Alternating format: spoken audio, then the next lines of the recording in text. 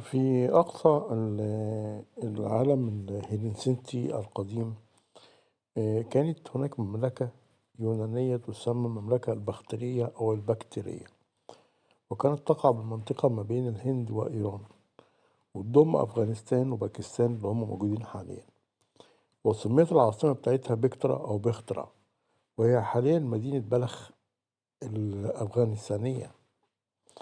والتشابه طبعا في الاسم بلخ من بخترا قريب. كل ما اللي وصلنا عن المملكة دي المسكوكات اللي كانت يعني بتوضح تاريخ المنطقة دي. مسكوكاتها مميزة بأنها جميلة جدا، التصميم بتاعها دقيق جدا. والمملكة دي تأسست بعد وفاة الإسكندر الأكبر، واستمرت قائمة حتى بداية القرن الأول الميلادي. يعني هي من قبل الميلاد، المملكة دي من قبل الميلاد.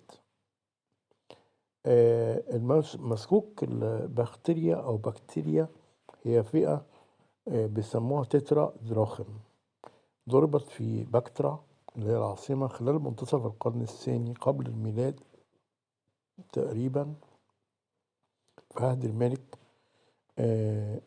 أكيو كراتيديس الأول.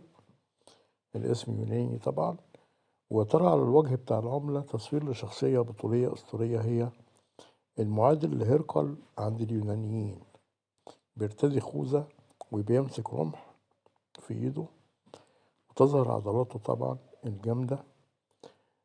كما يظهر على الوجه الثاني توأم لسكوري، وهو توأم أنصاف آلهة حسب المعتقد اليوناني، وقد تم تقديسهما مقدسين يعني بأماكن مختلفة كحمال البحارة. وطبعا اتكتب على الهامش بتاع العملة اسم الملك باليونانية. ده كل اللي احنا نعرفه عن العملة الجميلة دي وشكلها الحلو، بنقدمه برضو لحضراتكم عشان تستمتعوا بجمالها.